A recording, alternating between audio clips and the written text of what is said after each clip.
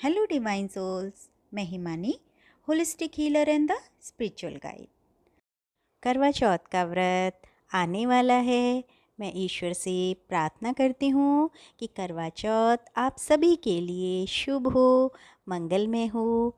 करवा चौथ पर हम सभी भूखे प्यासे रहकर चांद की पूजा करते हैं और अपने हस्बैंड की लंबी उम्र, हेल्थ और खुशी के लिए कामना करते हैं। सबसे पहले मैं आप सभी को ये बताना चाहूँगी कि हम निर्जला व्रत क्यों रखते हैं। इसके पीछे एक छोटी सी स्टोरी है, सबसे पहले वो बताऊँगी।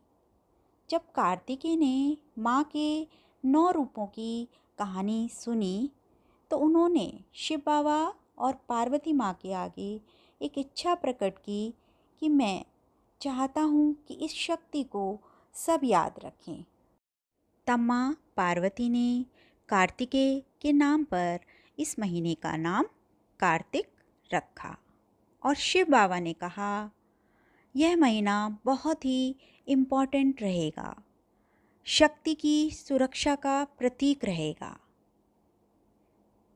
तब कार्तिकेय के मन में एक सवाल आया कि किस शक्ति की सुरक्षा, नारी शक्ति या पुरुष शक्ति।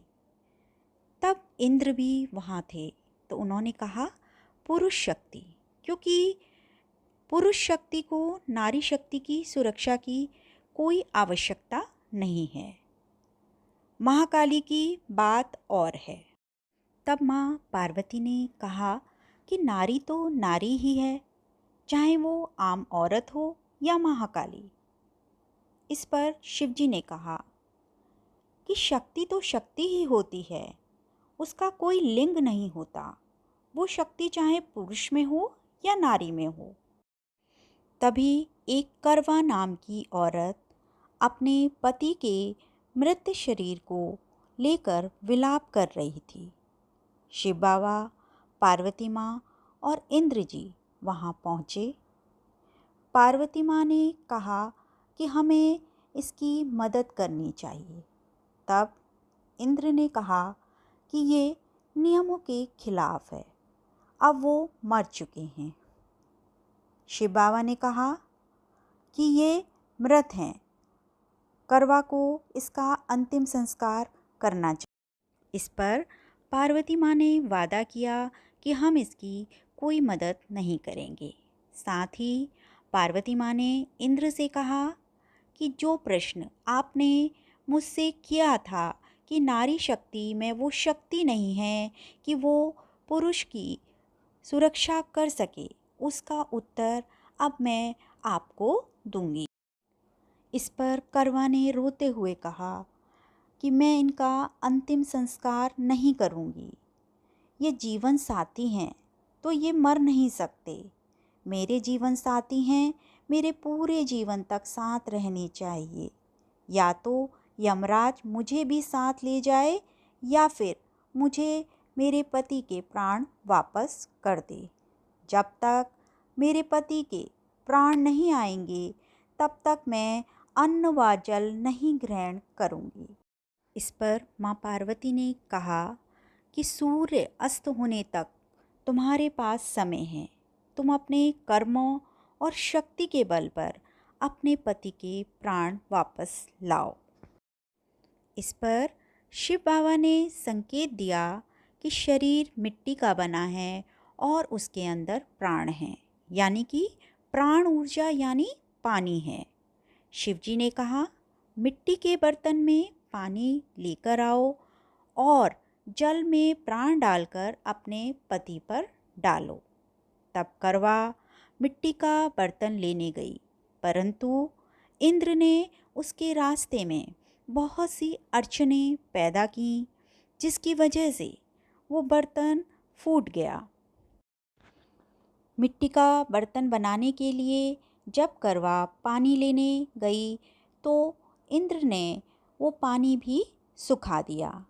इस पर शिव बाबा ने एक संकेत और दिया कि नारी के जो आंसू हैं वो भी शक्ति का ही प्रतीक हैं। तब आंसुओं और मिट्टी से करवा ने मिट्टी का पात्र बनाया। अब करवा उस पात्र को लेकर वहाँ पहुँची। तब पार्वती माँ ने कहा कि जब भी कोई शादीशुदा औरत सज धज कर यानी कि 16 श्रृंगार कर कर कोई भी संकल्प लेती है तो उसकी शक्ति और भी अधिक बढ़ जाती है। इसलिए आज के दिन हम सभी लोग 16 श्रृंगार करके ही पूजा करते हैं। इसके बाद करवा ने वो संकल्प लेकर पानी अपने पति पर डाला और उसके पति के प्राण वापस आ गए। तब माँ पार्वती ने करवा के नाम से इस दिन का नाम करवा चौथ रखा और ये वरदान दिया कि इस दिन जो भी स्त्री अपने पति के लिए व्रत रखकर जो भी संकल्प करेगी वो फलित होगा। इस पर कार्तिकेय ने पूछा कि ना खाने पीने से तो इंसान की शक्ति और कम होती है, तो ये शक्ति कहाँ से मिलती है? तब शिव बाबा ने कहा कि बाहरी खाना पीना यानी कि पोषण जब हमें ये नहीं मिलता है तो हमारी अंदर की चेतना या प्राण ऊर्जा या सबकॉन्शियस माइंड जागृत होता है। तो उससे लिया गया जो संकल्प है वो बहुत ही पावरफुल होता है, क्योंकि सबकॉन्शियस माइंड यानी कि अंतर आत्मा से लिया गया जो संकल्प होता है वो फलित होता है और बहुत ही शक्तिशाली होता है।